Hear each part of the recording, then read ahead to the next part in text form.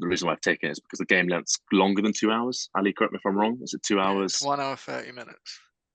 I didn't get that. No, so Could you try again? You really didn't get that, Ali. Precious. Before we get to the video, I did just want to mention here at the top that we do have a very special episode coming up soon on the channel, as it's going to be the 1-year anniversary celebration video of us making SBG content here on the Gollum's Gamers channel. So to celebrate that, we are going to be doing a Q&A video. It's something we've never done before. We've never really answered questions from the community or anything like that before. So if you do have any questions for anyone in the team or the team as a whole, obviously related to SBG, but also just if you have any kind of personal questions about us, that sort of thing, what we get up to outside of the game, I'm sure we'd be happy to answer most of those as well. So if you could leave them in the comments down below, obviously say that it's a question that you'd like answered for the Q&A, that would be helpful. You can send them in on Instagram, you can email them in as well. The email address along with the Instagram to send them to is in the description. So send your questions in and let's get to the video. Hello everyone and welcome to episode 43 of the Gollum's Gamers podcast, where today we're back with another one of our GBHL 100 preview episodes. This time we're going to be covering the City of Kings, which is a 765-point event being held in Winchester this weekend with some unique scenarios and rules, which we will be running over, but it is being organized by our very own Ali King, who joins us tonight. This is actually the first event on the channel that we're covering for a second time, as our very first video on the channel was previewing City of Kings 2023. So we've come full circle. But for the audio listener, check out how the lists compare from last year to last year. Although it's quite a different event to last year, though, I think, isn't it? Yeah, it's pretty similar, but different scenarios. But yeah. But for the audio listener tonight, I'm joined by Ali, as I mentioned, also Jay, Ash, Adam, and Jay. And as always, you can find us on Spotify and Instagram by following the links in the description down below. So did you say top, Jay twice? Yeah, I didn't even get a name. I'm just Jay. Did I not say Jay? Jay got named twice. Did I not say James, Ali? Maybe I just said it very quickly. No, you went Jay. No, Ali, you said me twice. Ash, I started at James. Fine, No, we all know you love Jay. I even looked at James. Moving on to the City of Kings then. The first thing I was hoping, Ali, as TO for the event, you could touch on is about the castles. So people can bring a piece of terrain along to the event. So could you explain kind of how that all works? Yeah, so basically to stop Adam complaining about not having any terrain at the event, he's allowed to bring a bit with him every single table to add to the board. It's all for Adam. Yeah, it's all for Adam, and everyone else just has to deal with it at the same time. But yeah, no, it's right. Yeah, it's a thing that I did at the first ever event, is that everyone could bring a bit of terrain with them. And admittedly, it was partly because at the time there wasn't so much terrain available for Lord of the Rings events. So it was a way of kind of helping bulk out the boards. Don't need to do that as much these days, but I kind of liked it, and so it stuck. This year it has changed somewhat. So there's some restrictions on your terrain. So it can't be larger than 9 inches in width or length and no greater than 6 inches in height. Now, those restrictions were not always in place in years gone past, were they? They've slightly become more strict over the years. I don't mind people taking advantage of it, but as soon as you do, I'll do like the FAQ ban hammer, and then sort of slightly modify it. So no Great Walls of Angmar being a cereal box, I wasn't painted referring black, or stuff like that, which was quite amusing at the time. I've also added that it must represent the scenery of Middle Earth, so no 40k ruins, painted cardboard boxes, or illogical terrain configurations. Anybody who's coming to the event, try and take the most cursed piece of terrain possible, just within the limits, so that Ali again has to change his rule pack for next time, because this guy doesn't do enough work, and we like testing him. It doesn't help me prep for this podcast. The good thing is the illogical terrain configurations is really, it's me deciding what's a logical terrain configuration. So what about Lego? Does that not fit? Does that represent the scenery of Middle Earth and is fully painted? No. What if it's a Lego Rohan house? Well, you got to paint it. What if someone Who brought like painted? Lego Rivendell? Well, actually, I've got half-built Rivendell over there at the moment. There you go. All I'm saying is, if you're going, send me a picture, and I'll say yay or nay. Ali loves it when you send him pictures, folks. Heard it here first. Yeah, I'm still waiting on mine from James. Can everyone now just They're in the please post. send unsolicited random pictures to Ali for the rest of time so that he's Yes, but- constantly. Not through the Instagram inbox, please. Ali does not manage it. No, message him directly on Facebook. I'll tell you what, I would do though.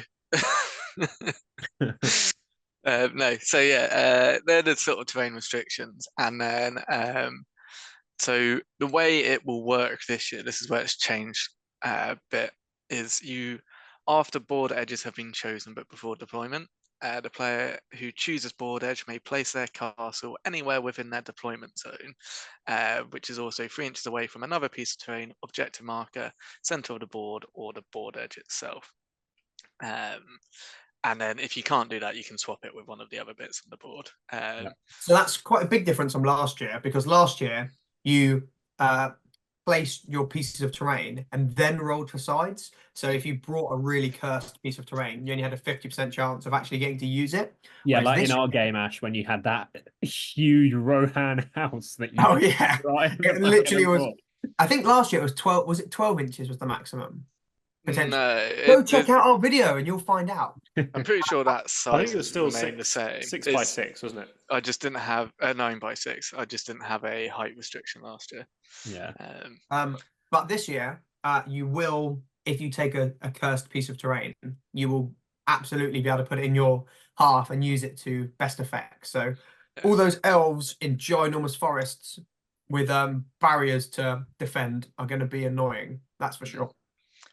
Excuse me. And then the extra bonus bit this year is because there's going to be additional TP around capturing the castle.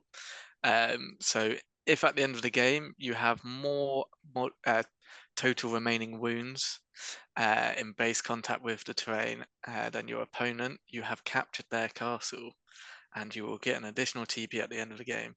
The other way you can capture the castle is if you have a non-prone model with a banner in base contact with the terrain, and your opponent does not. So if you captured enemy castle or terrain piece, you get the extra TP at the end of The the banner supersedes wounds. Yeah, because once again, I was Amazing. watching some more historical fantasy films Go and on. all of that. If anyone Wow. asks us a sharp related question for the Q&A, that would go hard. Admittedly, this one is partly sharp, partly also I think Kingdom of Heaven, because I remember a scene in the film where they're fighting over raising the banner in the tower to make sure that they still are in possession of it. So yeah, but anyway, that's how the terrain works, and you'll score extra TPs. Yeah. So obviously everyone's going to be trying to capture their opponent's castle, but it's kind of, do you take a larger piece of terrain that might benefit your army more, but then you give your opponent Easy to capture. easier castle to capture? So that's kind of the trade-off that I'll be interested to see. Although arguably a smaller terrain will be easier to capture as well, because you then only need like potentially 2 models in base contact with it, which could be just a couple of flyers. And it's easier to screen off if it's smaller, so potentially even more difficult. Final point, I guess, on this. The legendary maneuverable Crabane are becoming a lot better with their whole a lot of wounds up there. That's going to be really irritating to get there. Because it is total remaining wounds of the models you have in base contact. So if they're unwounded, that's 4, counts as 4 when they're in base contact. That is tiny bit of incredibly irritating. Luckily, Saladin will just run over there and supersede their wounds. or get compelled and killed, but who knows? Oh man, why'd you got to do that? I mean, you won the game, so. I beat Ali at the Masters for context after losing Saladin in the second turn. So I played the game 115 points down and still won. That is pretty typical from you, Ash. I'll rate that. Okay, so enough with the castles. One more question, Elliot. To talking about Elliot, some one of more the question. scenarios. So what's that? Sorry, Yeah, One he's more got question one. for Ali. Oh, yes. Does your model have to be wholly within the terrain piece, or can it just be touching the edge? The total remaining wounds of the models you have in base contact with the terrain. In base contact. Base Come on, Jay, contact. listening Yeah, is Good. No, for the viewers, right? Yeah, Yeah, no, there's, good. there's one. I was just going to put fences around the outside of my. There was one extra restriction I put on the terrain, is that any part of the terrain, for it to be counted as accessible for any model in the game, it must be accessible to an infantry model without the need of any special rules. So you can't perfectly just have like something that only, I don't know, a flyer could access. It has to be both people. Okay. I played Jake last year, and he built a Lego Goblin Mercenary terrain piece that was just big enough for a Goblin Mercenary to fit out of, but not big enough for any other model to fit in. So thankfully, not this year, Jake. Love that. Yeah, so moving on to talk about the scenarios. So the first one is reconnaissance, which is essentially recon, but it's for the total amount of wounds that you've got off of your opponent's board edge rather than models. So that's the main change. So what is the thought process behind that one, Ali? Because I have changed Lords of Battle later, we get to, this is the one to balance it. We can talk about that one now as well. Yeah, so the scenarios are in a fixed order, but reconnaissance first, and then Laws of Battle is actually the final one. So Yeah. Laws of Battle is, I keep calling it Laws of Battle because that's what it originally was. It's called Lords of War in this version, which is basically you get a wound, a point for every wound that has been removed from the board. So even if mount flees and you haven't actually directly wounded the mount, you'll still get that wound, essentially. So it's the same thing in reconnaissance when you're moving models off of the board. So it's sort of the same change for both scenarios. Yeah, so they both kind of rely on wounds off of the board or what you've killed and stuff like that, as opposed to models or stuff like that. Yeah. But yeah, no. But reconnaissance is basically recon, but wounds remain. And I think I made one other small change, which I just remembered. But which one? Reconnaissance? Yeah. I think you come on after a turn earlier than you normally would do automatically. So at the end of turn 3 rather than turn 4. 3. Yeah. Gotcha. Yeah. It's still 3 up to come on turn 2. Yeah. And turn 3, it's still a 3 up. No, turn at the end of your third move phase, you will automatically arrive. Yeah, so it's 4 up, 3 up, 3 up, automatic. No, 4 up, 3 up, automatic. Oh, so the end of your move. Fine. So so turn 3 you will automatically come on because that's normally when you would roll. But you don't need to roll on that turn because just walk on. Yeah, I like it. Yeah. It is slightly better, isn't it? Yeah, that's good. Just so you don't get really screwed when screwed. Two warbands don't come on. But yeah. So they're essentially the same sort of scenarios with how they work. It's just that you get it's slightly easier if you're an all-hero army potentially or a cavalry army because it's your wounds going off the board. But then not too much different compared to the normal one. Yeah. Not too much different. So then moving on from there, we have Intercept. So Intercept is a new scenario which Ali has thought of for this event. Have you had it at another event before? I don't think so. No, this is a debut of it and vaguely inspired by me trying to fix assassination. Okay, so it's got which is not very much like assassination, which shows you how bad I think that scenario is.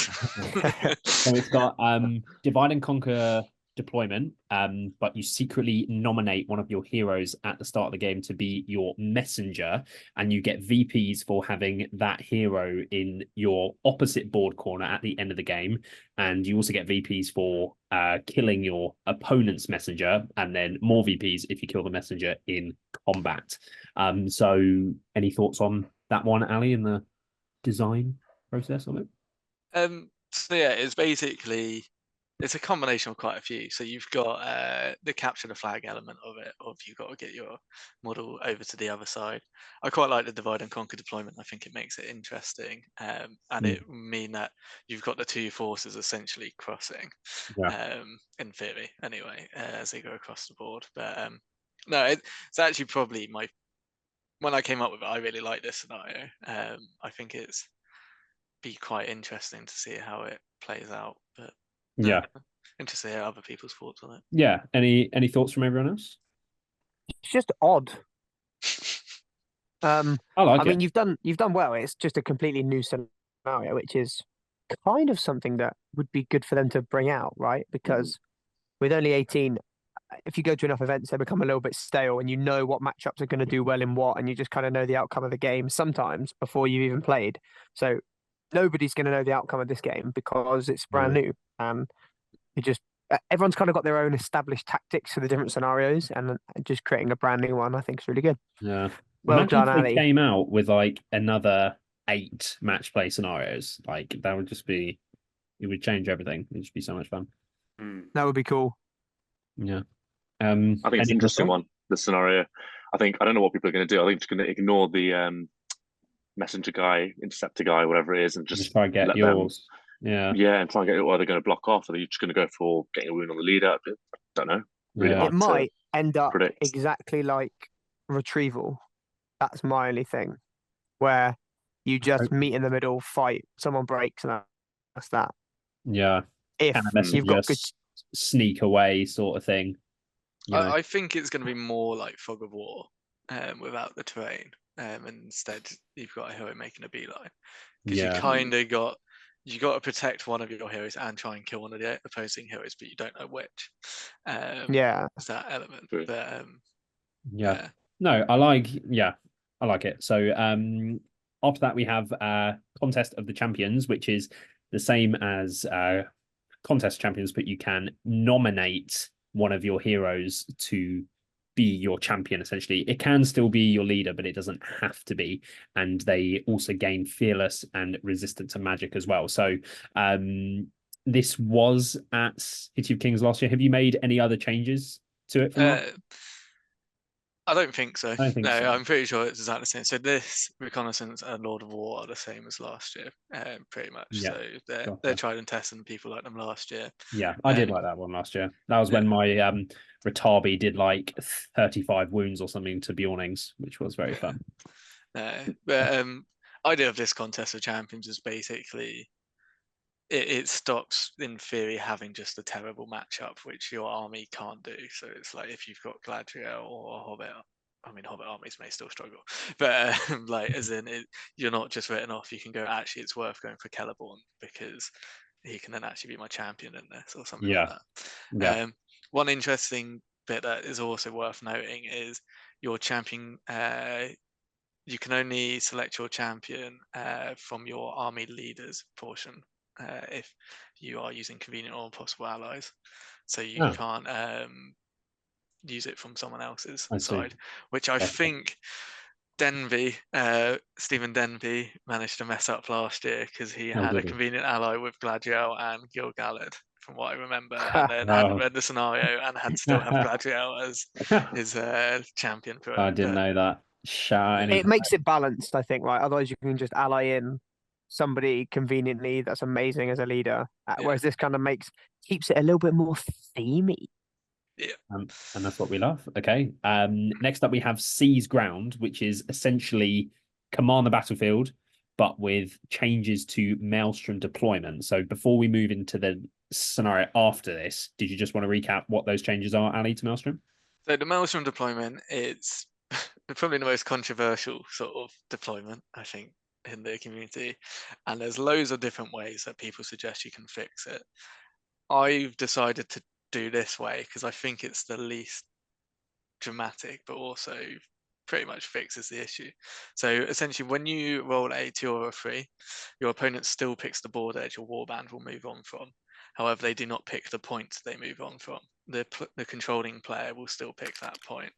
So if I was playing James, like he goes, cool, you must bring on your warband on the north board edge, and then I just pick anywhere within on that board edge, 6 inches away from the corner to bring on my warband. I would never pick north. Would you not? No. Nah. It's outrageous. This is why you haven't won a GBHL 100 event yet, James. It's all about picking north. Oh. So yeah, so it's essentially still command the battlefield, but just with the changes to Maelstrom. Yeah. Yeah. Okay. And then just in the interest of time, could you explain the treasure hunters scenario, which is the final one? Yeah, so treasure hunters, it's a scenario, it's a variation of a scenario I did about 7 years ago now. So some old school players from Into the West may remember it. But the aim of the scenario is you've got to collect as much treasure as possible. And that treasure is represented by 6 tokens or objective markers, each having a value from 1 through to 6. And so how it will work is whoever has the most treasure at the end of the game scores 6 VPs, and then there's points for breaking and leader, like normal.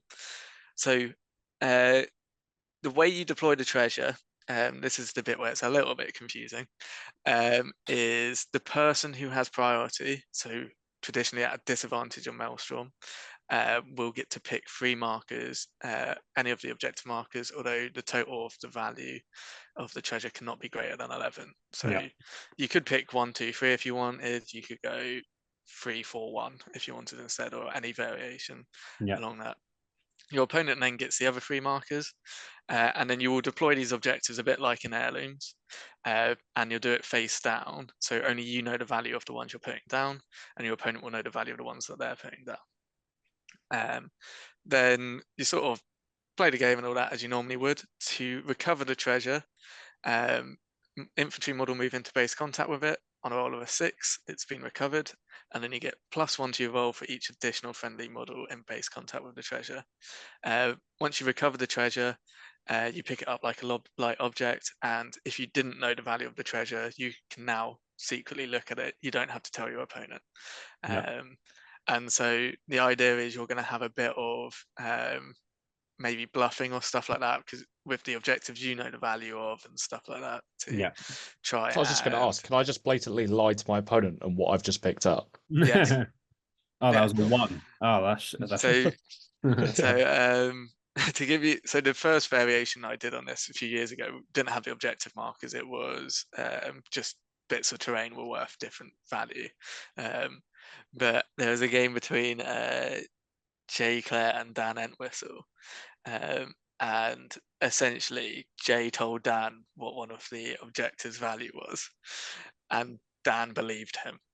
And then it came to the end of the game, and Dan thought he'd won the game or drawn it or something like that, and then Jay revealed what the value of that bit of terrain was at the end, and essentially it was not what Jay had told Dan, and Dan had just taken him at face value. I guess that is kind of like the same as if you say, "Oh, I'm 3 models off of breaking," and really you're like 8, and then you're like, "Well, no, I was 8 off." I mean, I was lying. I'd say that's different because that should be public information. How many models? Yeah, that's not quite the same. It's more like playing like Fog of War and going, "Oh, you've killed my hero" or whatever, when they haven't. Yeah, like going, that guy's my Whereas target. that is just dodgy from you, Elliot. Yes, I'm going to keep an eye on you, Elliot, at the weekend. I'll be good. Maybe it was Elliot that moved the people terrain. have to write this down, right? What each one's worth? Oh no, if you forget, you forget. No, yeah, you don't have to write it down. Yeah. So, Ali, quick question. Are you providing the tokens? So Yes. everyone's going to be given 6 tokens, and the tokens will say 1, 2, 3, 4, 5, 6. Yeah. That's good, because I can imagine otherwise it would be not so good. So each table, assuming Dewey Evans of Guardians of Wiltshire 3D printing fame, Shout out to Dewey. gets them done, and Jamie Wiggins delivers them for the event. Not shout out to Jamie. They should. Each board will have these 6 markers, and the winner of the round will get to keep the markers. So this game has a special extra little prize in it. Shout out Guardians of Wiltshire. Oh no, Yeah, I'm maybe paying Dewey for can them, sponsor so the it's pod. not like he's giving them to me for free. Ali, and also as well in Sheffield, and it was. I've never been to an event before where there's food and drinks just provided for free by the TO. So that was pretty hard for me, I must say. Yeah, unfortunately, I won't be be able fair, to do Ali, that this weekend. Oh, that's a shame. For everyone who's maybe for people who haven't been to City of Kings before, the venue that it's hosted at does really good food, has a really good bar. Great the only venue. thing is that the tables are terrible because they've got big lumps in the middle, Oh, like Mount Doom in the middle of each table. So- But That shouldn't be as bad this year because Are you going to have enough actual mats this time, or do you need me to bring? well, put it this way, the clubs had an amount of money off me to buy the mats, and because we're lower capacity this, as in not lower attendance this year, it should be a lot easier. Yeah. Amazing. Yeah. Ali, I've got a question on that.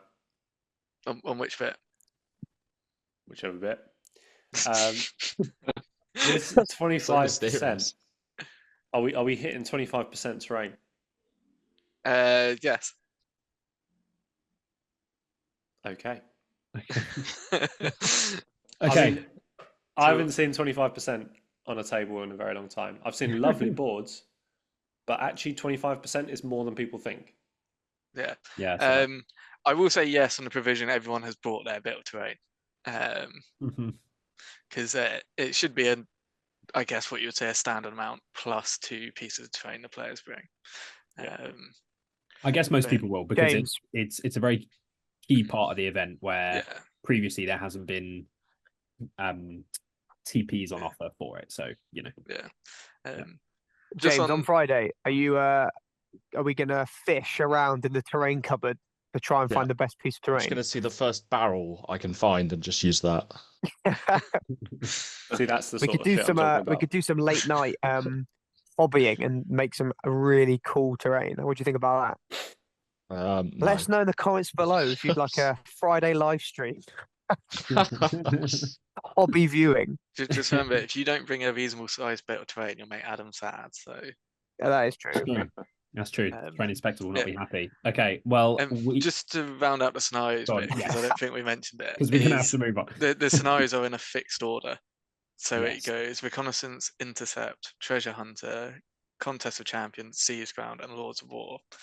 And if you're wondering why it's in that order, it's because I copied the rules writers and put a little bit of like a story threading through, like it's 6 sort of like scenarios. So recon is finding out information, intercept is then trying to get that information back from your scouts to like your leaders. Treasure hunters is because I wanted the scenario, so I made up some random crap about the information relating to it being an important weapon that may change the fortunes in this war or something like that. Contest of Champions is me having watched Troy. For those Hector!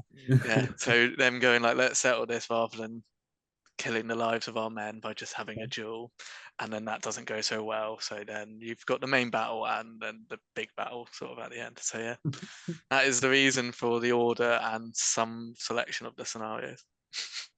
Wow, that is quite the narrative. If only you put that much effort into helping me plan this podcast ahead of time. You don't pay me. And on that note, we will move on to the faction breakdown for the event. So starting things off for the audio listener, in the top spot this week, we have Rivendell, which is a little bit unusual. Not something we usually see. We usually see Mordor in that top spot, but this week it is Rivendell with 7 appearances. Then in Mordor's not even place, second. 5 appearances is Numenor, unsurprisingly. Say unsurprisingly, like following Numenor's ever been in second place before. Following the Rivendell first place. Okay. And then in joint third place, we have Mordor and Denizens of Mirkwood. And then after that, with 3 appearances, we have armies like Isengard, Minas Tirith, and Misty Mountains. And then the only one with 2 appearances is Azog's Legion. So, initial even takeaway. after, shout out to Matt Light, after his success at the Masters, only 1 person taking the Dragon Emperor. And after my success at the Masters, only 1 person taking the Serpent Horde. Nice a surprise. This is the least GBHL 100 looking faction breakdown that we've seen in recent memory. Ali, how many attendees do we have? 34, I believe. Oh, that's not too many, is it? No. It's a smaller 100. Yeah. I mean, the immediate thing you can kind of go is those Numenors are probably allying with half of the Rivendels, and the Denzymes and Mirkwood are probably going to Yes. be either Jakob and Farmer taking their Masters list, or people taking that Masters list at 765 points. Yeah. Yeah. So lots of Blast Alliances and Mordor Spider Queen. Seems to be the tail of the tape. I wonder if our man Jay is one of the Isenguards. Who's going to know? I know. Find out later, Surely we'll find out. Find out later. I don't think Ali knows either, you know, Elliot. Yeah, of course I know more about Ali's event than he does. What if it's an absolute curveball and Jay is taking Dragon Emperor? That would be lemon. Yeah. He's actually taking Technically, it's Fellowship right? on the event page. Pure Fellowship. There's there is a Fellowship on there. Yeah. Black Riders, so on law. It's the first time Somebody we've seen taking Black Riders in Bjornings. ages, really. Is Yeah, it the but- first time we've seen Black Riders since Wolf Slayer? I played against Black Riders at City of Steel, so that can't Yeah, be right. so did Oh, I. yeah. I don't remember seeing it for a while. Ali forgetting his own other event. Hey, I was busy giving Elliot like abuse for not managing to make it to day 2. Emotional support as well. There wasn't much of that to be had. Yeah. Any thoughts from anyone before we move on? I think it's. No, I'm it's- amazed there's only one Lothlorien. I thought more a good people would be points level? taking Lothlorien with Gwai here, perhaps. Mm, Also, the fact that you can bring your own piece of terrain would make a full elf army really, really good. That may be because why obviously- Rivendell's so popular.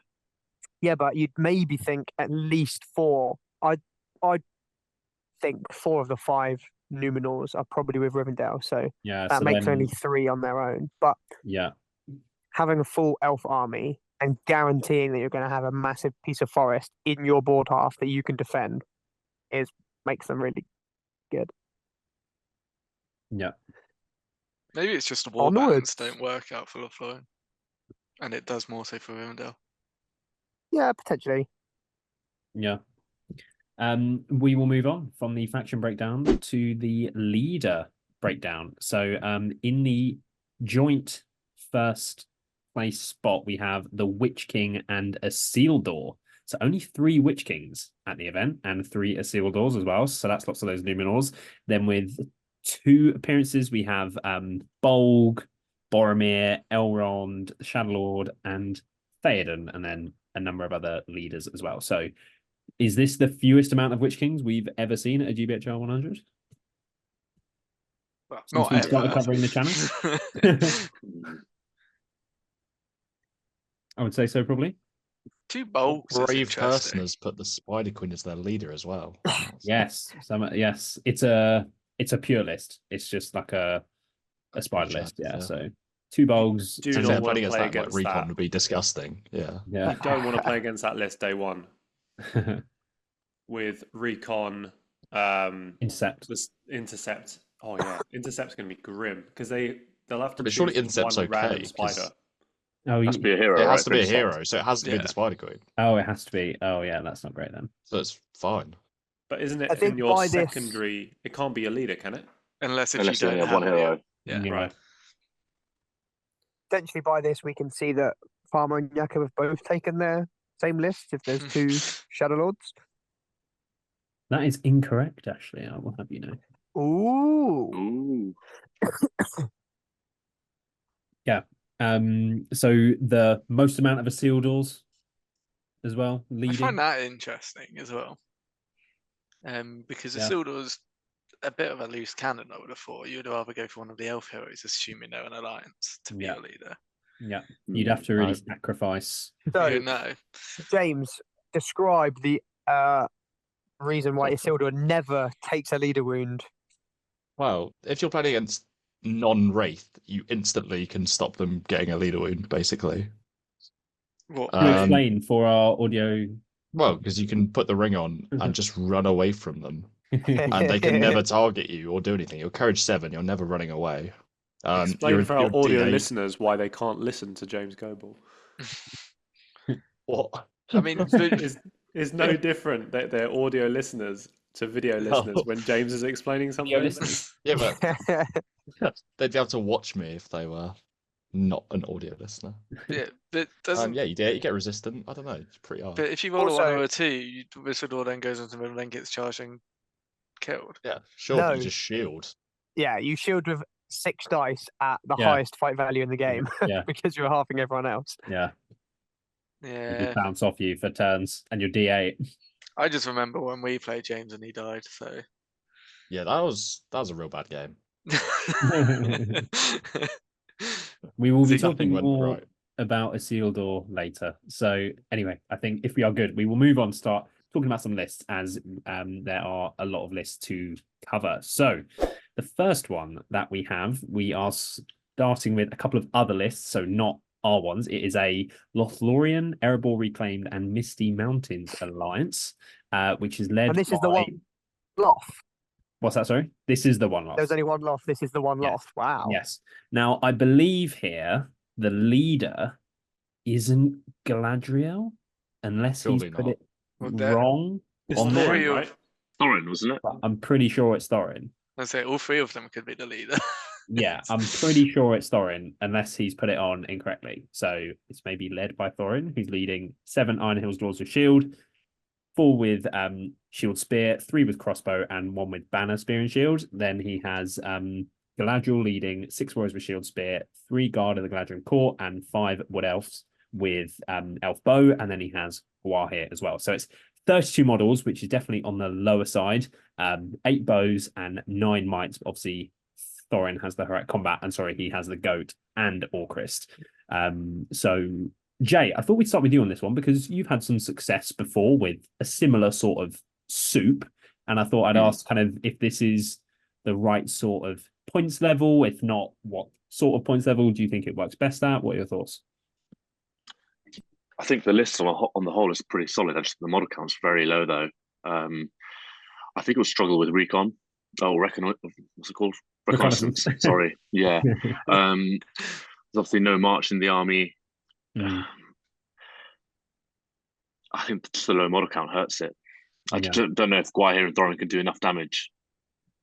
I think Gwahir is interesting, right? Because obviously he's really, really powerful. But when you charge him, he does only have 2 attacks. And it's kind of like you can Even when he quite charges. easily. It's only Sorry? 3 attacks. Even when he charges, it's only 3 attacks. It's not Yeah, it's super like reliable. he is very prone to whiffing if he's, flying out on his own. Do I even see? There isn't a. Oh, there is a banner on He's the got door. to be There's a there banner. for Iron Hills reconnaissance banner. by here, surely. Yeah, That's so just it. you can Yeah. put the banner Just there for as his well. movement. And intercept, Yeah. probably, right? Yeah, and the The- treasure seekers would be really good as well. Intercept would Um, be very good at getting into that other Would he board though? half. Because he's going to be so obviously the thing that you got to kill. True. Yeah, but it is. You still got to kill him. Yeah, it's a it's hard to 12-inch stop wire. with bird. But as in, like, you can just go target that, and then if you kill him, you get the points for killing the enemy messenger. Yeah, but then they accidentally pick someone else and lose the game. You get bluffed. Hmm. I mean, big ball at move if you do.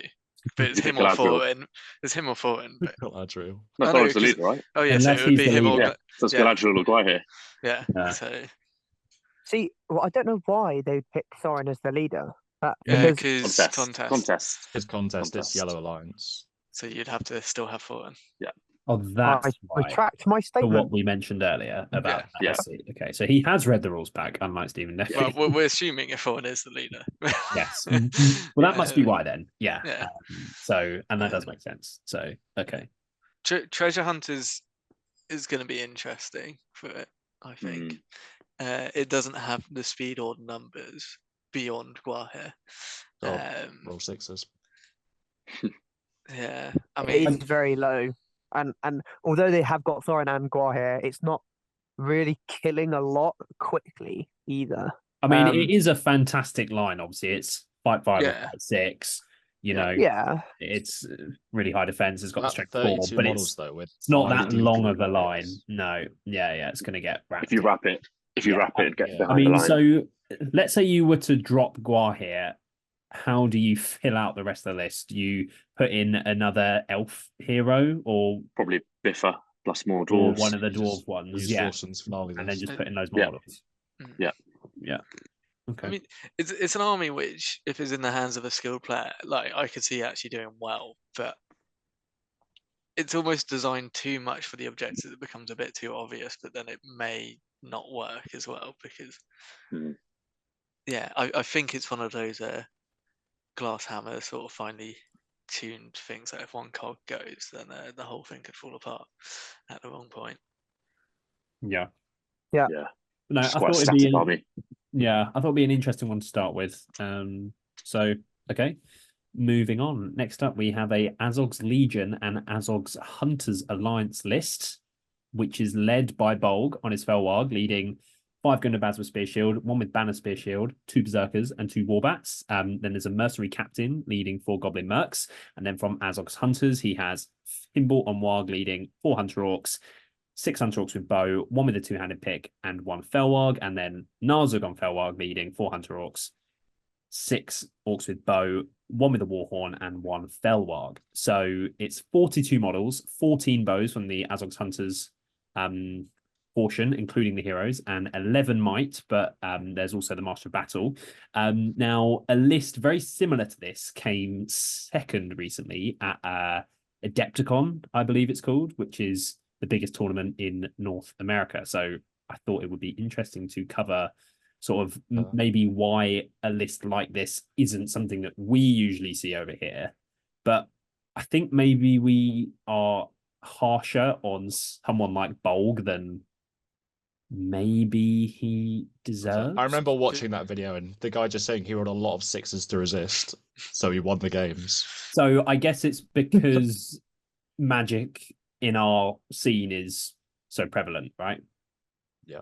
So I used to run an army very much like this at the start of this edition. In fact, in the year that I won the league, it was my evil army, essentially, for that year and the year before.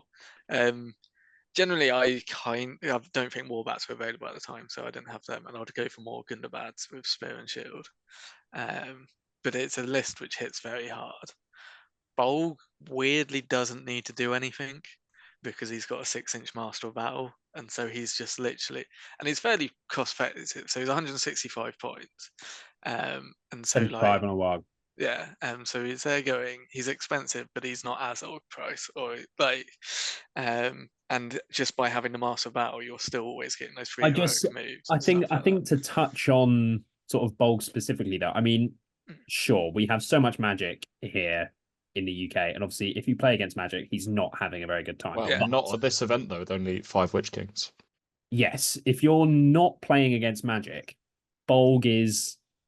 But even if you are 7, strength 5, +1 to wound, like he is really, really killy. Like he's killing dwarves like Elendil. Like, but even if you are playing magic, he's still doing stuff because of the yes, 6-inch but Master of Battle, and it's a wizard or the Witch King who's 150 points themselves, having to shut down almost like the same points. It's not as big a hit as you think it is because he's not as many points and he still has an impact on the game as some of the other big models. Yeah, it's still not Do you ideal, really think obviously. This list will suffer just because it's fight 3. Yeah, that is kind of maybe the UK meta, the fight 3, because it's not as if I think it's going to suffer more because he's only got 42 models than the fight 3. Yeah. They'll probably Even do with right all the about extra against the 32 attacks. models. Yeah, no, for me it's a little bit. Yeah, like, I'd probably be wanting to push 45-ish. Although saying that, the mercenaries are going to be really good at a lot of these scenarios. The Warbats are going to be really good at a lot of the scenarios. Yeah. Even the Berserkers being he quick. has fit in quite a lot of sort of higher point models in the Berserkers and the Bats. He's paid for a banner and a Warhorn, so 42 isn't the worst position to be in with the amount of extra stuff he's added in. So, but and if Bolg does get going, like he just I think we've just maybe given him quite a tough time sort of in the past because there's just loads of magic over here. But I mean, he could play the first 4 games and not face any magic, and Bolg just has a really good time, and and people do fail to cast spells, and you can use your will to resist for one. How are the mercenary captains working in intercept? What with the terrain? Yeah. So are they going to have to deploy in a corner? So They have if to go you to the read opposite. the rules for intercept, Ali James, just loves referring people to the wolf pack rather than knowing himself. yeah. So your messenger, you only score the points for the messenger if it gets to the opposite deployment zone. So So if it's if not your deployed, it mercenaries won't aren't be able to. deployed, there is Yeah. no opposite deployment zone. Gotcha. Cool. I Yeah. did get asked that question by someone who, I don't know if this was their list or Yeah, not. because that but, felt like that could be really busted otherwise. Yeah, because admittedly, when they asked the question, I was like, I hope I covered that when I was writing them. And it turns out I had, definitely intentionally. Cool. Yeah. So, yeah, this is the list of a Masters attendee. I don't think that's giving too much away, but yes, a Masters attendee. So, Yeah, there's loads of rubbish players at the Masters, though. Loads. So anyway, okay, we will move on to start talking about our lists. And I thought for once we would start with Ashley Walker's list. Oh my goodness! We usually I'm finish with it. first. I know you. Yeah, you weren't expecting that. So I know you've brought me right out of my trance. Yes. Would you Welcome like to back, run through ladies your and list? gentlemen, to Witch King Sully. You're welcome. I know In you 1 wanted minute. it. In 1 minute. So, starting off, we have a little spicy Witch King who has a horse, 3 might, a crown of Morgul, 14 will, 3 fate, 2 orc trackers, 8 Mirandans with shield spear, 8 black Numenorians. We then have the goat himself, the Mouth of Sauron on an armored horse, with 5 orc trackers, 4 Mirandans with orc. Oh my goodness. Mirandans with Mirandans orc. with orc. Nice. We've got 4 Mirandan orcs with shield spear, 5 black Numenorians. We've then got the Gorbinator with a shield, 3 orc trackers, 2 Mirandan orcs with shield spear, 2 black Numenorians, and Suladan, the Serpent Lord with an armored horse, and 3 Serpent Riders. Popping off with a pretty high, I think, 46 models. Yeah. 10 bows, 11 might. Take it away, gents. So at what point level do you go for the 3rd fate then on the Witch King? But where's the tipping point for you? I actually wish I hadn't have put the 3rd fate on the Witch King, because I had 2 fate on the Witch King, and during the Masters, the only time the Witch King died was in Fog of War when I deliberately charged him in to kill him because he's worth no VPs to try and, salvage something from that game. So I actually wish if your list submission wasn't 2 weeks previously, I would have gone to the Masters and I would have changed this list quite a lot. For example, I was listening to Shout Out Any Heroics and Dave Farmer, and they were talking about having a second Wraith for a second Compel, and I think at this higher points level, it would have been more beneficial to have that. Than the mouth. Than the mouth, yeah. Because you can facilitate the lack of killing power with the amount of models that you have. Whereas I think at 700 points, you need the mouth to sort of boost those numbers up when it gets in killing. But I think it's still got the tools to be able to be very effective. It's got double march for any scenarios that need to be very maneuverable. I've got 3 cavalry with the Serpent Riders this time, as well as my 3 mounted heroes. And I think I've got enough models here to actually not be so scared of shooting in a lot of these scenarios, because I could probably lose 6 models and think, okay, I've still got 40. Let's go. Is there any scenario you're concerned more about than the others? Contest could be bad if I play a hero like Glorfindel or anyone with resistance to magic, because everyone has resistance to magic. Yeah. Yeah. Okay. There we go. Exactly. So there is no good matchup for Ashley. Because also, and everyone's fearless, so your black dumb wall is not so scary. Even better. It's only the hero that's only the hero. Yeah. But not, who's your champion in theory? So it's got to be Suladan, I think, even though he is weak, because then I can spend might on the mouth and the Witch King to just make sure that their hero is transfixed. Why not the Gorbinator? The Gorbinator. You could even chuck the Gorbinator. I mean, there's an argument for the Witch King into their hero. Really? I don't think you go Witch King. Yeah, I think. I mean, to be fair, Ali, the Witch King with his 3 fate at D8 is probably a lot tankier than Suladan. And at least But he it's just the causes terror as well. So obviously the enemy champion can charge you, but you're going to be the enemy infantry and stuff like that may struggle to charge you. Yeah, I guess but the other thing is just for maybe lucky shots. Suladan having an armored horse means if one of those shots goes through, up or down, strength 2, it's got to be. It needs a 6 instead of a 5, which could Yeah, make but a we know difference. the more unlikely the wounds, the more Yeah, likely the it will more happen. the guaranteed it is to go through. Yeah, I don't know. I basically had my masters list and added 65 points, which was 6 models. Whether or not I'm actually happy with this list, I don't know. I think I could have made it better, but at the time I submitted what yeah.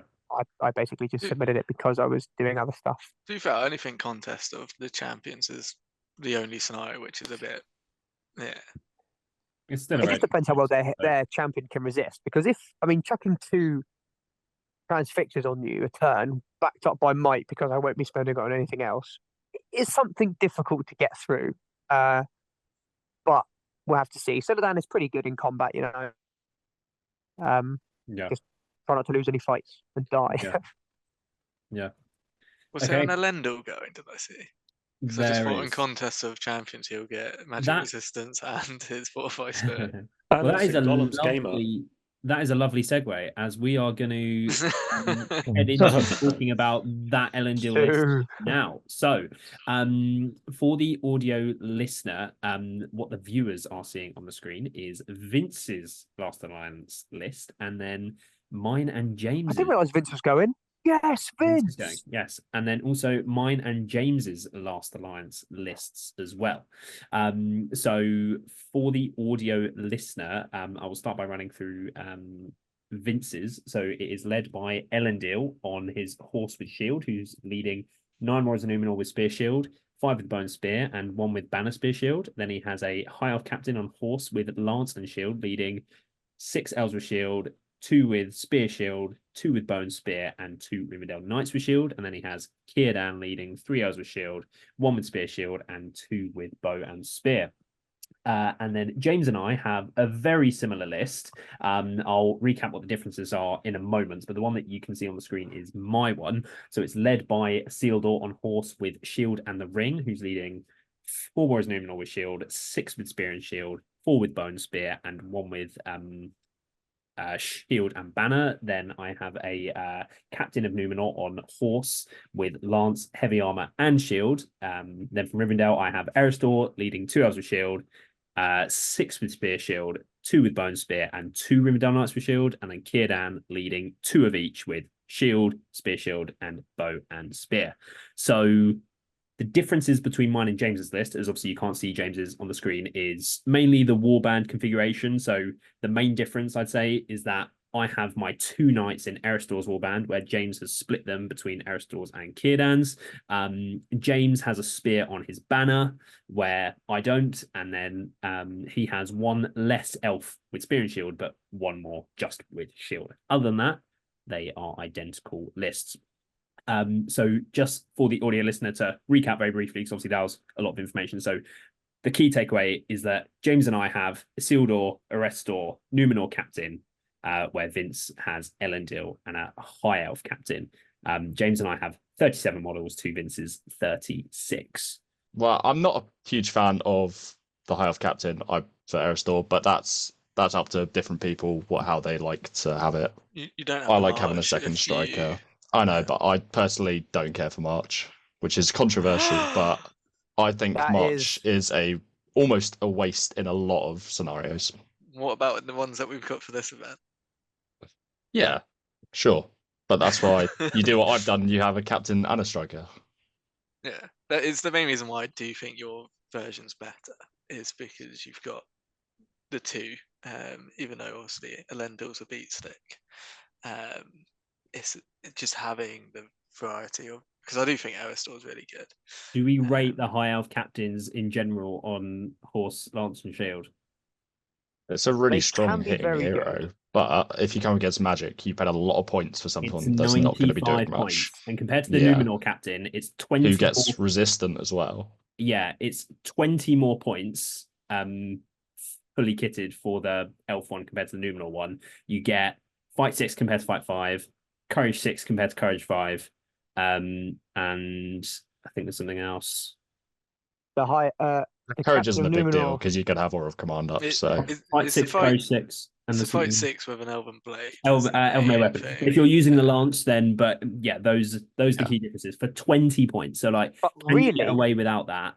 And you having resistant to magic is almost better because the weakness of captains like this is, they've got one will, transfix, compel, it's dead. Now, having the only thing is, though, is that it isn't just resistant to magic. You do need to be within 6, which obviously you can do. You're going to be invisible. Yes, you do. Yeah. But if you're starting... I feel tingly. I don't know why. No, I've had this ruled at several events. It is. We'll see how the TO feels at the weekend. But in some of the scenarios, I mean, you might not be starting with a sealed door, so potentially that could come into play at some point. Yeah, I do think the Aristor is better than the High Elf Captain if you're picking between the two. Generally, it's just if you want March, you go to High Elf Captain for that reason. But because you don't need to in the other list because you've got the Captain of Numenor, then that's why I think that list is a bit better. Yeah, agreed. A lot of points. And you get one more model. What's the model count on these? 36 and 37. Yeah, I did have 38, but then yes, I thought James's way of just having max spears on everything is the way to go. So I dropped them. I support that. Yeah. So, any more final thoughts from anyone before we move on? No? So okay. James is going to podium, and Elliot's going to finish bottom third. Lovely. James for his first GBHL 100 podium, Year of the Go Ball. Let's go. Been so close so many times now. It's painful. It's got to happen. David Clubley. I literally am the new David Clubley. Who was the new Sam Jeffries for the old school players out there? Oh God. And on that old man note, we will move on to Adam Searon's Pits of Dol Guldur list. Adam, would you like to take it away for the audio listener, please? That's my favourite list. We've got the big bad Azog on White Warg. You should have put capital letters for White Warg. She is a beast. Then we've got a load of Hunter Orcs. We've got Hunter Orc Captain ×3, Fel Warg in every single warband. And I can't be bothered to go through them all. So basically I've got like 23 Hunter Orcs. Then another Hunter Orc with a Warhorn. A banner on a Gundabad. And like 12 Gundabads. Pretty much all of them have Spear and Shield. I think 2 of them just have shields. 4 of them, sorry. So yeah, that's the list, 46 models. I used to build this list with mostly Hunter Orcs. Now I'm starting to take a third Gundabads rather than like a fifth or a quarter. And the reason is I've been burnt so many times by shooting and the Courage as well. So getting to Courage 4 with the Warhorn is really, really valuable. And loads of disposable might. So, riddle us, Adam, why the 3 Hunter Orc captains are the goated move? So your typical list, the typical list would be maybe a Keeper of the Dungeons, a Gundabad captain, or maybe a Hunter Orc captain and a Gundabad captain. But for points, it didn't quite work. So my options were a Gundabad captain and Keeper and Azog, or Azog and 3 budget 45-point Orc captains. Oh my goodness, 45 points is incredible. Yeah, it's 3 attacks. 3 attacks. I think it's the cheapest 3 attack model in the game. Yeah. Yeah. I was just going to ask you why none of them are mounted, but then I realized you can just pick the White Warg as your intercept hero. So that doesn't really matter. Yeah, it's also because I think you can, if you mount them, you're actually reducing your attacks. Yeah, I was just thinking for that scenario, but it actually doesn't affect you. You're losing 3 models for not the. Yeah, I think also getting to the 46 models is a really good place to be in. Yeah, this is more I was expecting the Bolgs model count to be obviously that list, Oh no, bats, Adam but does have a horn as well. Sorry, yeah. Adam, I really like this. It's the fact you've got such a high model count with lots of might, lots of march. Azog is fantastic for just killing stuff, and you've also got the defense to walk towards shooting armies pretty nicely with the 14 Gundabads. Yeah. The only thing that could go wrong for you is you just get diced in the battle line. But even then, you've got the D6 at the front, so it's not like you shouldn't face a really, really bad turn and lose loads of guys. But I mean, he doesn't have D6 Your D4 at the front. so they got 4 D6 at the front. Yeah. So my main thing is I don't like your warband organisation. It upsets me. Now I've thought about this. I wasn't quite sure why you'd done it. Yeah. I've thought about this. Yeah, I would have just. One, it's just OCD more than anything. Was it for when you were split in Intercept? Was that the idea? Or? Yeah, exactly. But like, which warbands were you planning to put with which? Oh, he doesn't want to reveal those secrets yet. I still just don't really. Yeah, like I don't know. Ali, is Intercept game 3? No, game 2. Yeah, game 2. Cool. So I could be playing Elliot, so I'm not going to say. Whoa, you're thinking You don't have to think if you're game? playing Elliot. Yeah.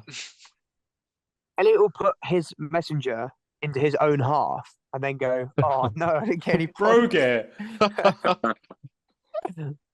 No, yeah, you were Where's my right. Brogue? You will have D4 at the front. So On my piece of paper, I'm just going to write down my Intercept hero is going to be the keeper of the dungeons.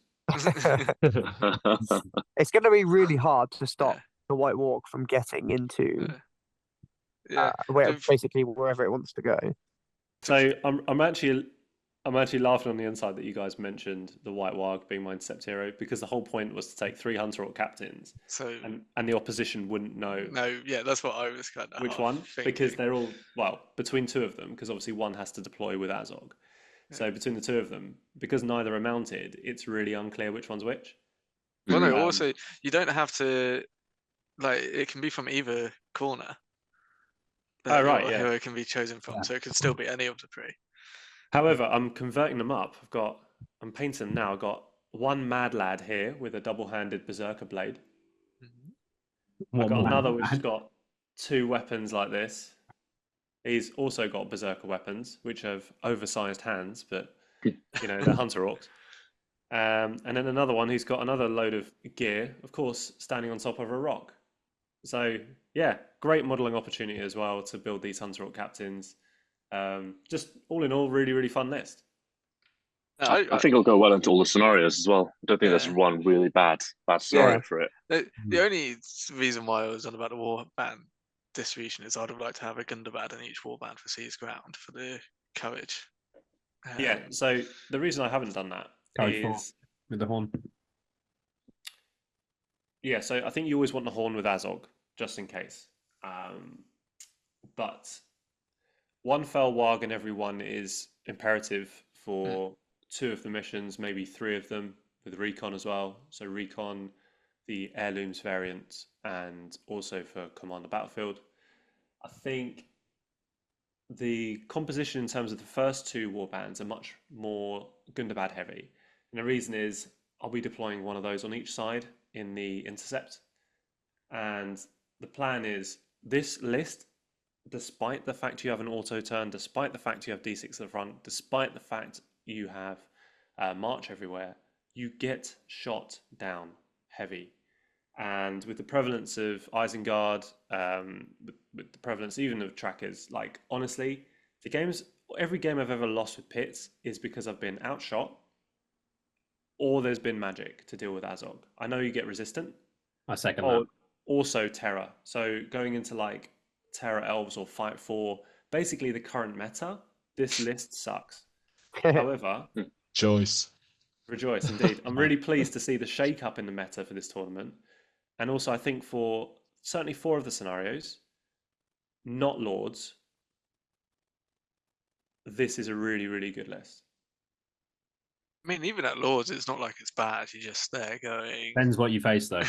You get outshot. If you get to them, you're rolling 3 dice, just winning every fight. Yeah, you're still gonna. But you can people. you can just lose so many to shooting depending on the match. Yeah. You get one turn I've though. had that happen so many times. So Adam, you're going to be top table final game, looking on for the win, and then you're going to lose and finish in the James Goble position.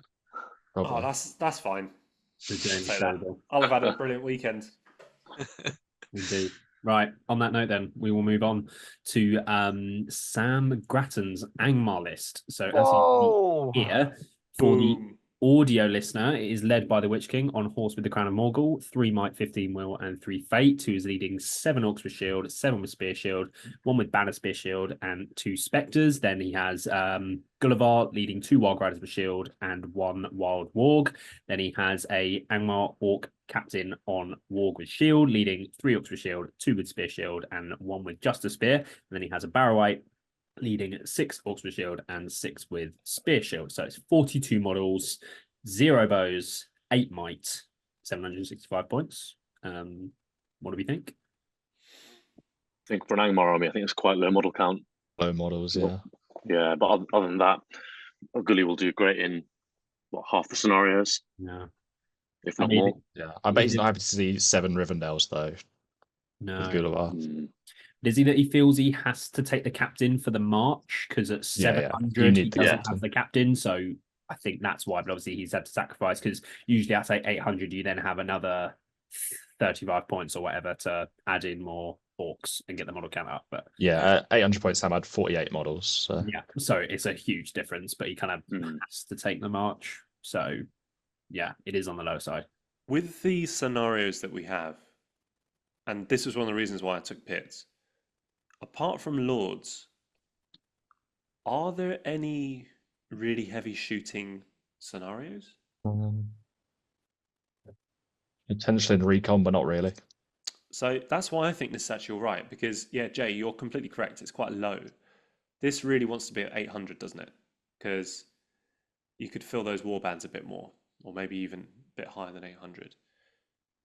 But I mean, like, me and James, for example, with 37 models, obviously we're feeling really good going into that with almost equal model count. But obviously, this Angmar list obviously has all of the tools, but yeah, like the line is just going to melt.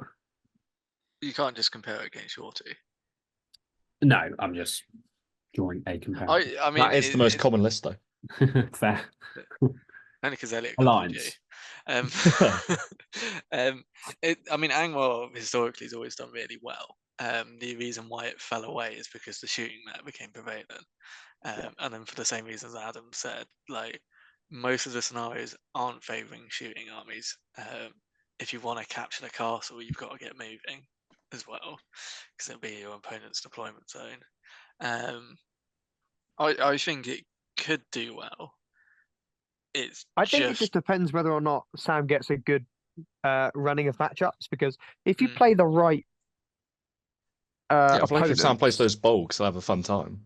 Yeah, if you play the right opponents, Angmar just annihilates, and it's kind of like Ash, did someone cast Shroud of Shadows on you? Yeah. No, so I've got my new fancy mic now, so I'm currently making myself a glass of water, but because my wireless.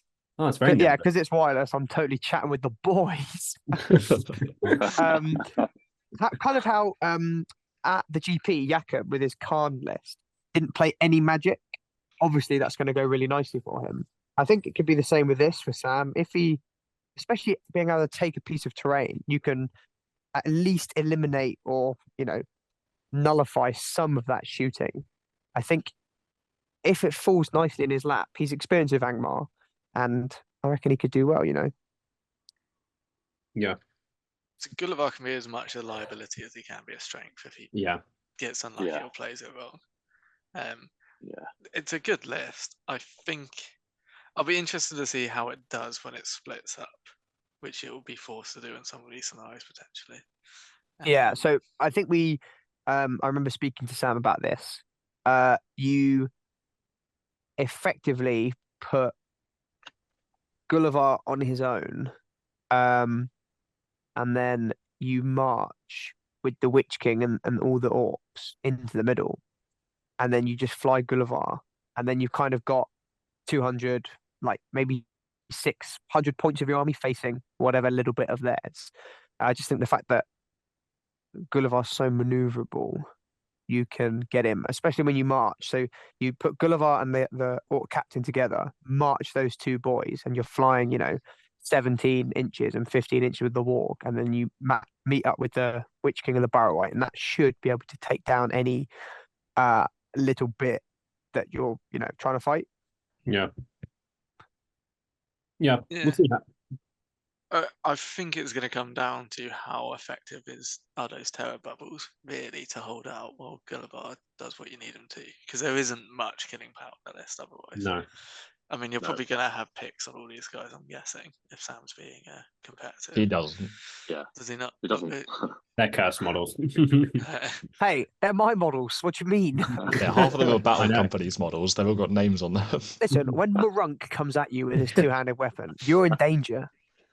Has he got I might get Elliot axe on the shoulder? I might get Elliot to insert a picture of Marunk, one of my epic orcs I used on. Actually, I'm going to send it to him right now. It's very hard. Yeah. Love it. Okay, well, that is enough of Sam's Angmar list. We will move on to Jay's very sus entry of a list here at the end. We've saved the best till last.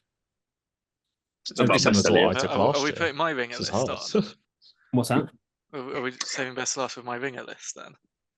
You have a send your ringer list as per usual. Wow.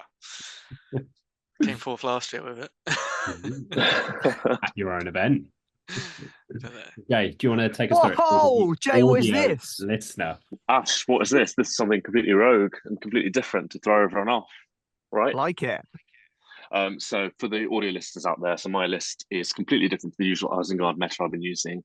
So I've got Elrond, Master of Rivendell with the horse and heavy armor as the leader. He's leading 9 Rivendell Knights with shield and then 1 Rivendell Knight with banner and shield. Allied into that, I've got Aragorn from the Fellowship with armor, horse and bow. And then the third allied contingent is Misty Mountains and it's Squire here. So totaling up to 13 models, 7 dead to break, 11 bows and 9 might, plus obviously Mighty Hero from Aragorn. Yeah. Right. Thoughts, boys? I think this is like a flashback to what I took last year, but instead of Aragorn, I had Elendil. And it was probably the most fun list I've ever used. This actually could do bits. I think apart from Command the Battlefield, but maybe if you get a good charge in, even Command the Battlefield could be winnable. Like I think you can win. Battlefield's pretty good with an all-mounted army. That's what I mean. Like if I'm thinking Command the Battlefield's potentially the most difficult because he's got only 13 models. Yeah, and almost all of them have bows. I love the bow on Aragorn. It's probably my favourite part, even though it's the most meaningless part of the list. But he hits on a 3-up. I checked that earlier. I was like, and he's obviously with the 3-point might as well. It's pretty hard. So could you just march? I love that everyone's interrupting Ali. I'm going to continue with it. You literally just march around the board of Aragorn, right? Going like, and then you're moving every turn. Yeah. Every turn, and you're moving 7.5 inches, still shooting. So even if your opponent has infantry, they're moving their full distance and they're behind. They can't catch up with you, and you're shooting them still. So the main reason I took this. Yeah. Oh, sorry, Elliot, go on. No. I was going to say that's like the main sort of tactic, isn't it, when you have Aragorn with the Rib Knights? Yeah, 100%. I used it at Ardacon 2022, finished second with pretty much this list, obviously without Squire here because it was 650 points. But the main reason for this event, the reason why I've taken it is because the game length's longer than 2 hours. Ali, correct me if I'm wrong. Is it 2 hours? It's 1 hour 30 minutes. I didn't get that. Could you try again? You really didn't get that, Ali. To be fair, I said it wrong anyway. It's 2 hours and 10 minutes, or 130 minutes is what I meant to say. Jay was so shook when you said it was an hour and a half. He was like, "What?" I know. My Siri went, "What?"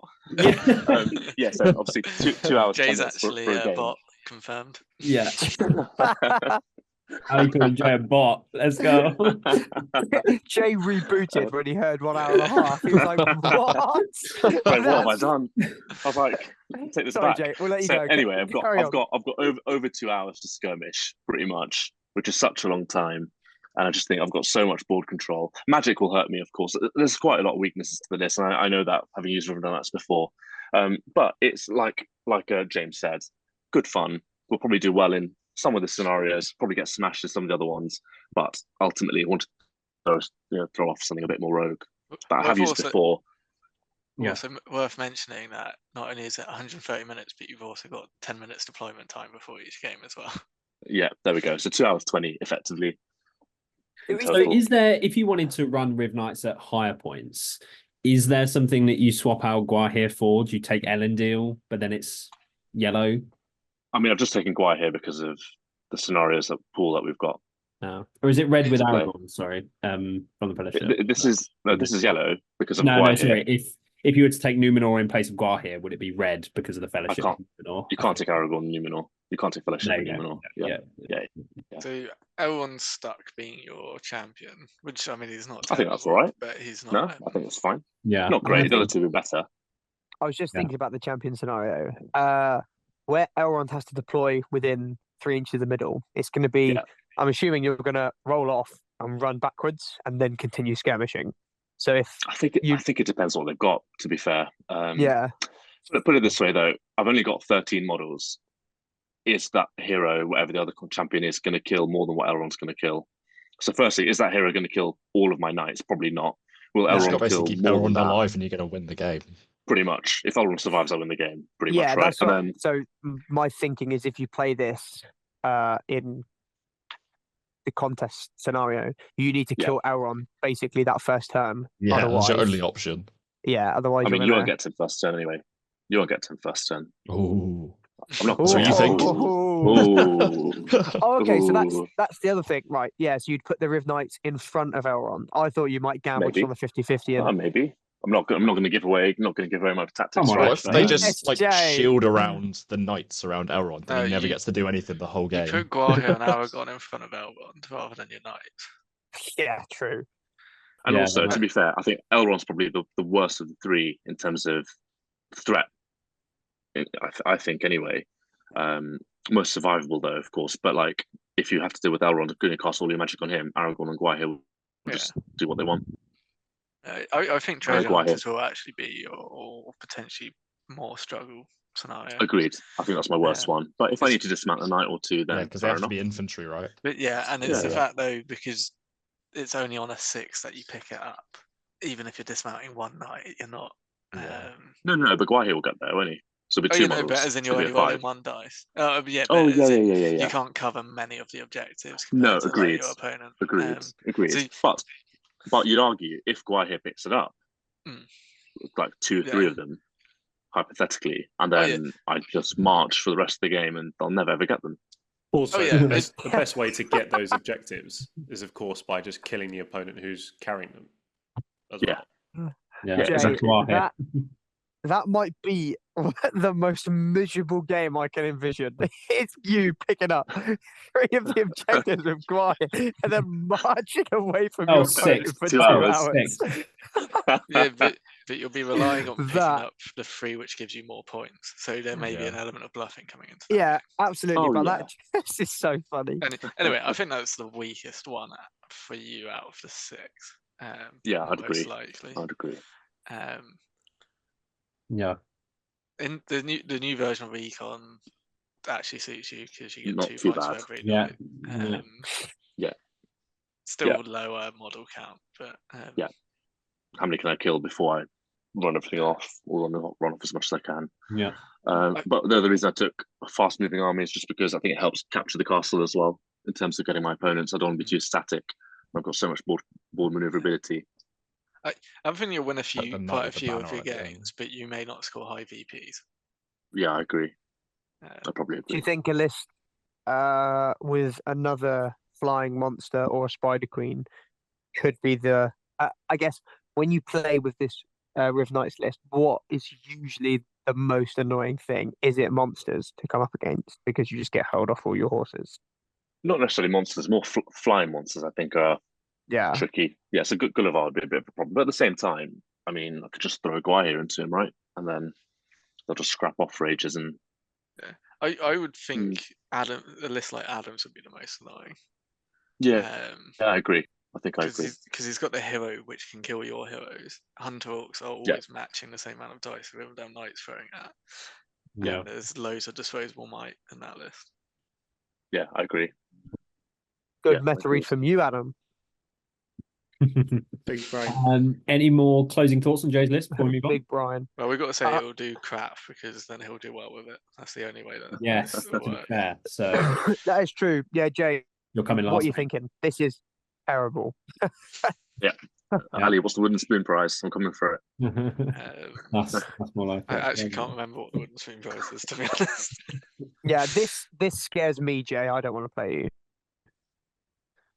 On that note, then we will move on to a surprise list here from the other Walger, who never had a list featured on the channel before. But yes, our very own Jack Walger is making his Let's go, Jack. re-entry I'll to read the this out in GBHL his scene. honor. I thought you may as well read it out for us. This is his. This will be his second GBHL event. He currently sits in the Gollum's Game of B team, all on his own. Wait, it's not his second this event, year. is it? Yeah, he going second to this the year. West? He went into the West. Oh, he went to Into the West. He's almost been to the same amount of events as you. Oh, I wasn't there. Yeah, I've only been to 2. Still the best event this year. So he was one of the ring rates. So we dressed up as 9 ring rates, but Elliot wasn't there. Yeah. He Yeah. took my. Gotcha. So, yeah, if you want to, Jack's captain of Gollum's Game of B. If you want to join the B team, send him a message. I'm Ask sure Jack. He will he'll get back you to in you. the- get you in Probably. the team. He'll get back to you in 3 to 5 working weeks. Still a faster response time than Jay, though. So that's And not Ali. too bad. Do that. Okay, so Jack is taking a Minas Tirith list. He has Boromir, captain of the White Tower, with a horse and the super banner. He has 6 warriors of Minas Tirith with shield and spear, 3 knights of Minas Tirith with shield, and then 6 guard of the Fountain Court with shields. He has Hurin on a horse, 6 more warriors of Minas Tirith with shields, 2 warriors of Minas Tirith with shield spear, 2 knights of Minas Tirith with shield, 3 rangers of Gondor with spear, and just 2 rangers of Gondor. He then has Madril with 6 warriors of Minas Tirith with shield, 2 warriors of Minas Tirith with shield spear, 2 rangers of Gondor with spear, and 2 guards of the Fountain Court with shield. So I did indeed write this list for Jack Walger. We were discussing the levels of cursed things he could take to this event. James, can you remember what you floated? Oh, I don't have a clue. It was horrific, though. I mean, think it was- what was the list that Jack took last time? So last time Jack Black took Gate. Tom Bombadil. It was like Guahir, That was An when I played Eagle, him. That was Tom when I first met him. Bombadil, Yeah. and he had fun last year, but this year we put into our group chat lots of cursed lists like Tom Bombadil, the King of the Dead, Guahir, just like terrible red alliances. But he decided he wanted to use a proper list this time. So in total, he has 45 models. He has 8 bows, 12 might, but notably he has 5 knights of Minas Tirith, and 8 guards of the Fountain Court. So I think this is a really hard army to kill because it's lots of models, high defense, high fight value with the fight 5, and you've got 2 good killing heroes, and Magil for the March and the Maelstrom bonuses. I guess where it would come unstuck would just be magic because Boromir and Hurin aren't the best at dealing with magic. But even then, if you just keep Boromir alive with the banner, it's going to be hard to get through these boys. And you've kind of got a touch more killing power than usual because you've got the 5 knights. And if they charge in on a lance, fight 4, they can kill stuff. But yeah, what do you think? I like it.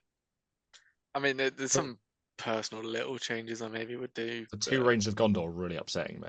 Yeah. Don't have spears. That's because it was 2 points over. So The just points remove. thing. Yeah. I thought, do you remove shields or? Surely you just take Nah, them off the spears from the Minas Tirith warriors in that. Yeah, you take off the shields off of 2 warriors of Minas Tirith. No, you don't. No, you just take the spears off them. You just trade them onto the Rangers. Yeah, you either. Oh, I see, and then have 2 more. Yeah. Yeah. Yeah, could have done. But yeah, 5 knights is really good. Yeah. It's one of these lists I'd say, like, there's absolutely nothing really wrong with this list, and you'll have a fair shot against nearly anything. There's also nothing particularly like shout out in your face other than we're Yeah. fight 5. Yeah. But yeah, no, I think it would do pretty solid. If Jack can remember the rules, he'll probably go 2-4 or 3-3, The odds something of like that. Jack using the Horn of Gondor are 0. I feel Or he won't, yeah. If you play Jack, please remind him to use the Horn of Gondor because he won't remember. The least you can do. Ash, I think if you sacked off playing this weekend, just coached Jack for all of the games, I think this list would actually do genuinely. I think it could do really, really well. Imagine if Jack wins the GBHL 100. But where's the difference between coaching or just playing the list while Jack's there? You know, he rolls, right? No, he rolls. He moves the models. He rolls and the I dice. just do everything. Here's Good the thing. decision maker. Ash, do you reckon Jack would finish higher if you coached him with this list than if James coached Elliot with that list? I knew there was going to be some sort of shade somewhere coming up very soon. I just thought there's. I think yes, because me and Jack have quite a good relationship. Whereas James would tell Elliot something, and he would go, "I'm not doing that. No, no." And then the mentorship would be there would be nothing there. At least me and Jack would be like, "I think you should do this." He'd be like, "Oh, okay, actually, Jack would actually listen to you. Yeah, it would be a good team. It'd be a good team. Whereas, Thanks, guys. I just love how two brothers are a better team than actual teammates. I did have a final point. What was it? Oh yes, James. Do you have the Knights of Minister, or did you give them back to me? You have all of them, mate. I gave them back to you like 6 weeks ago. Amazing. I'll have to look under the bed to see if Jack can actually get this list. Look under the bed. Yeah. Okay. Well, on that note, then we are going to move along very swiftly to our tier list. So yes, this week we have Ali King in the bottom spot because I couldn't think of who else to put in there. And have you ever put yourself in there? I was in there for the City. No, not the City Steel preview. Whatever we did after that, because of my. Who's recently been? What, the Masters when it was Smaug? Yes. No. There was one that I put myself there, though, wasn't it? What event was that for? I can't remember. No, it was Smaug. You didn't change to yourself, even though you didn't complete fake day 2 news. or I feel like for that you should change it to yourself. For this there was week. one there that was me. There was an I event. remember Elliot being one of them. I don't know what it was for, but There totally was. Do It we was think, Sam that made it into the I Masters. don't know why it should be Ali. Surely it should be Sam Grattan I for couldn't think of going what else to do. zero yeah, wins, to be fair, 1 draw, and did 5 finish. losses at the Masters. To be fair, I would have put it as Sam had I thought of that, but I didn't, so we're stuck with that. Yeah. It was for what was it for? Oh, it was for Lord of the Spins that is unreleased. Oh, little preview. So, little spoiler. Yeah, that's what it was for. Anyway, so starting off, we have James. You may as well do the Last Alliance lists now. So yeah, I know yours is going in the bottom now, and James is going at the top. Yes. Okay. Where are we putting the list? Elliot's fed up. I am ready for bed. Silly nervous. Elliot, that is not the enthusiasm we like to see on the podcast. Yeah. You'd tell other people off if they did that. Is it going in silly nervous? Yes. Moving on. Yes, I think so. Yeah. And this is just the list, right? Not the players using it. Yeah. Yeah. It's just relentless. But to be fair, James has Vince on that bag. James has the slightly better written version of the list of the warband thing, so he does actually deserve to be on top. Yeah. Yeah. Okay. He's at the top. Okay. What about Vince? Nervous. I would also agree. Is it that much worse? I think yes. Yeah. Yes. Like it is good that he's got a fairly high model count with Elendil. Like that is nice, but you're too reliant on Elendil. It's just better to have the more heroes with more might. Definitely. The ring is also just really good. And I just the High Earth captain just isn't better than a Numenor captain and Aristor. I mean, we reserve the right to rejig it once we do the others, but I would say it's nervous. Yeah, I think to defend Elendil though, he because of his free heroic combats, he does provide quite a lot in Contest of the Champions, and also in the mobility aspect of a lot of the scenarios. But as soon as he loses a horse, his mobility is massively reduced. He can survive without a horse though. Like his hitting power. Oh yeah, it's not that he dies, but I mean you're relying on him for your mobility. Sure. Yeah, I do think it falls down into nervous. I It'd feel be top of nervous, but I would say if it wasn't for the scenarios we've got, I probably would rate it slightly higher. But I don't think it. When you're relying on one model, almost like just these think scenarios don't favour that, in my opinion. across 6 games, Elendil just will not perform in one game. Say he first combat charges in 3 high, lose the roll off, next combat 3 high. You then all of a sudden have done nothing with your 200+ point hero, whereas James and Elliot's list consistently do better with the higher might and the more models and the more heroes. I think being reliant on one hero to do everything used for both you. these lists very recently, isn't and it it's just one way more more model? consistent with Isildur. Yeah. It's only one model different, isn't it? yeah, but And it's an extra hero. it's the extra hero. And there's enough. So Isildur can solve issues for you. Yeah, another striker as well. Yeah, Elendil. People have to doesn't. let Elendil solve issues for you. Yeah. Yeah. You can stop Elendil, but you really can't stop Isildur if he puts something on and does his play properly. Yeah, true. Yeah. Okay, moving on. We have Adam's Pizza Doggle Door list. Talking about another one big model in an army. Yeah. Top of Silly Nervous. Nice. Take that. Really? I think it's bottom of Silly Nervous. I think it might be just in nervous, Bottom. above Vince. Just Really? in nervous. Oh, okay. Good You silly meant like nervous. bottom of nervous. No, above Dude. Vince. I mean, Why when I do- saw it, I thought, yeah, Adam, this is really good. But at the same time, looking at all the other lists, bit of terror, lots of magic.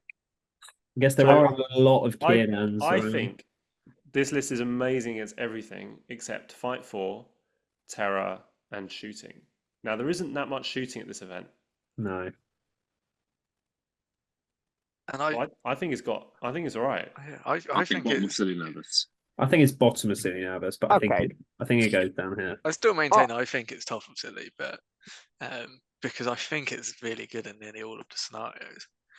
And even against those Rivendell lists, you've got the model count and Azog to deal with. But it doesn't. It really hates Bats and Isildur's and Terror. And there are a lot of Kiernans around. Yeah. Whereas something like it looked like Jake Rawson's list. I don't know if that is actually his list, but It did look very Rawson-y. What, the one with Hunter Orcs and Gundabats? Yeah. He ran a list similar to that previously last year, just not with Bolg. He took the little guys. That can deal. So once I played against Círdan with Gundabad bats, and in 3 turns I killed him just by flying over Círdan. And then once that's done, your Hunter Orcs are loving life. Yeah. If that can happen, then the thing is, well, also you're actually still coverage 3 with your front rank because against those lists, it's not -1 coverage. So I don't think that. I mean, it's annoying, but the terror isn't end of the world when you're outnumbered. It's only when you go into Witch King's Pilladan that you feel really bad. But into Elves, it's not as bad. Yeah, but when you have to use your model count to wrap into people and you can't do that, it does make a big difference. Yeah, it's a big problem. I mean, it's hard to make an argument, right? Because I want to make a consistency argument and say that James and Elliot's list will consistently do better because Azog is just one model. But where he has the 6 might, he is more reliable than Elendil. So it's not the same as Vince's list by just saying that James and Elliot's are more reliable. And there's killing power. Similarly, because they've also got. But similarly, Isildur can also be slightly unreliable if you do roll that 1 or 2 after you've done your big play. That's what his might's for, though. I honestly think it's more for me. This is just better at the scenarios a bit. Yep. Yeah, this is way better at the scenarios. And I think that's going to be more important. Do you know what would please put in everyone between right now? James and Elliot. Put in between James and Elliot. Let's do that. I like that. I didn't know we were bringing player skill into this. Let's do that. And we will move on to not Ben Haslam. We will treat Ben as Jack Walker. Why not? What? I'll send you a picture of Jack to use for the instead of Ben, so you can edit it in. I can't change that now. Why not? Just move Jack's little face as Where, it goes across the screen. where are we putting Jack's list? I would I say think bottom of it's- silly nervous. No, I think it's in nervous. Top of Whether or I nervous. think not, it's just above Vince's. Yeah, I think it's above. Yeah, top of nervous. But are you Yeah. ranking that because Jack's using it, or No. because I think it's just really solid all round. Like most Just people, Bannerman, I don't know. Yeah, it's think- very consistent. anyone who takes a solid Bannerman list should go realistically 4-2 unless they're unlucky at an event for me, Yeah, yeah, which is bottom of silly nervous. yeah. The more nights is really good for. yeah, that's true. I just think it is just that though. It is just a solid list. Oh, just because it's boring Yeah. doesn't Whereas- mean it's not good. Otherwise, but I it's would just have his had lads. a terrible SPG career. I can see the argument putting it up to the bottom of silly nervous, yeah, because like with the nights for the scenarios, that does make a big difference. 45 model That was a big count. brain play by me, to be He's, fair. he Yeah, still fair has play, a high 5 model. nights. Put it up to silly nervous. Did you say big brain play think because that's you were right. at max warbands and so you just needed to spend the points on those? Okay. Well, we will put Jack up in the bottom of silly nervous. Moving on, we have Sam's Angmar. This Nervous. one's hard. Yeah. The low model Nervous. count is tough. Low See, model count. I Yeah. think this will do better than Jack's Yeah. list. But I also can see it doing worse. I think Yeah, this is easily. going to be a flip of a coin. Yeah, I I agree, think it's and I going think to that easily puts be a it. 3-3. 4-2. Yeah, I think that puts it right in the middle of the road at the top of nervous. Okay. Would I go above Vince? Above, yeah. I love I think it. it's very Yeah. unpredictable. It's got way more You play guys are potential. doing Vince dirty. Yeah, I do I- feel I- bad. The thing is, for me, Vince isn't actually that much worse than the others. It's just kind of No. like, No, it's not. Like we are Hmm. split hairs. Yeah. yeah. I think we've all genuinely taken pretty good lists, and all of us could do well and podium depending on how the event Everything turns out with dice and matchups and stuff. Apart from Jay. Jay's going to do terrible. Apart Yeah. from Jay, Jay, who will Jay's be going in? in Ali Wooden King spoon. tier. Ali King. Moving on, we have Jay's soup with night list. If I'm ranking this as an actual list, taking out player skill, I'm putting it bottom of nervous. I would agree. I think it can do So very, I very agree, well. but having used it, it's actually really solid. So I would put it Yeah. in between Vince and Sam's. I just think because we're using the list as it is. I think, and then Yeah. Going would into the say- scenarios, and there's so much that could go wrong if you don't do it right. yeah, yeah. Whereas Vince's list, it's not going to be the biggest brain that to use that list. It's like Kurdan do Kurdan things, Elendil go Hulk smash, and that's basically the list. Yeah. Yeah, So I think that the amount of skill required by Jay to make this list perform really well, and any lapse in movement or doing a play that's slightly too risky could completely end his game, I think. So that's why I put it. yeah. You also could just get really unlucky Yeah, in like 2 games. It's quite Yeah, feasible. You and then end up it's having over. someone who Yeah, unhorses a couple of too many nights or something like that. yeah. I feel like bad luck severely hurts this list, whereas it doesn't too negatively affect the rest of them. I think you could get through some bad luck with the rest of the list, but probably not with yours, Jay. I don't know So if that's a fair Yeah, assumption. no, Where- I agree. Where do we want to put it? More nervous.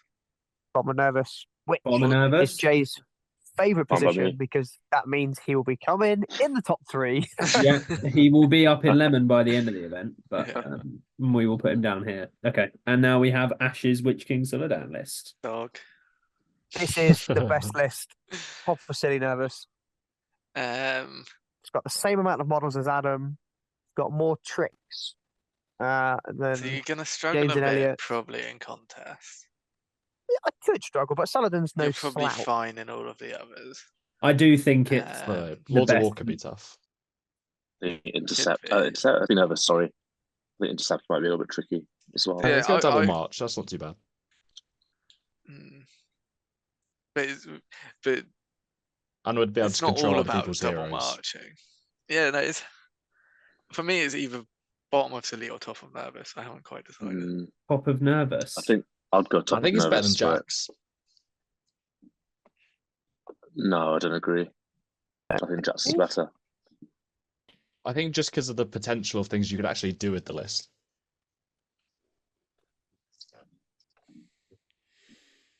Yeah, it's got more. It's got way more plays than Jax. Jax is literally move up, grind, and win. Recon is fine at. win. Yeah. Intercept is fine at. Treasure Hunters it's probably fine at. Contest, yeah. Seize Ground probably fine at. Lords of War, yeah. I would probably put it exactly where Jax is. Well, that's not an option, Ali. It has to go above or below. Put him below because Jack's clearly the better player. I'll put it on top of where Jax is. Has Ash just where, left? Where would it be if Jack was coaching Ash? Yeah. Then it would be 11. Has Ash just left the chat? We're putting Jack above Ash. He's just upset because he's so far. Can he actually has left the call. Yeah, he has left the call. Can we put him back in dog then?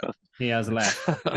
We will end him down in dog. Because if he fails to meet the end of the event, he comes bottom. So that's just the way it works. He left the call. Yeah. So, but that was right on cue. He knew we were approaching the end of the episode. So, any more changes, or are we happy? Ali, what's your ringer list? Probably Morgul Stalkers, or I've got a Khazad-dûm army which I feel like using, which is that's a very Ali King list, isn't it? Yeah. You can't even have a go at me for that because it no is. Vault Wardens. It's how many Iron Guard do I own? Kind of list. Turns out quite a lot. You have all of your draws back yet from Sam? Yeah. Gotcha. He says. Yeah. You don't have all your black numbers though. No, I forgot you still had them. They are being loaned. Oh, and Ashley returns at the turn of the tide to see himself put in dog. What do you think, Ashley? Oh, we can't hear you. Still can't hear. Ashley, we'll end the episode in dog. So that is going to do it. But thank you very much, everyone, for watching another episode of the Gons Gamers podcast.